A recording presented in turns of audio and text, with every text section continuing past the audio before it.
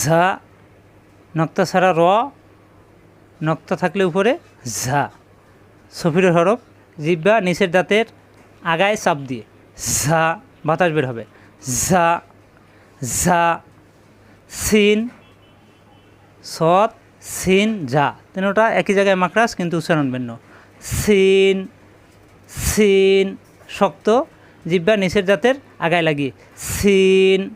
শিন, নক্তা ছাড়া সিন, উপরে 3টি নক্তা শিন, শাসা আওয়াজ হবে জিহ্বার মাঝখান উপরে তালুতে চাপ দিয়ে শিন শিন। সদ, সফিরের অক্ষর, জিহ্বা নিচের দাঁতে আগায় লাগিয়ে সদ সদ।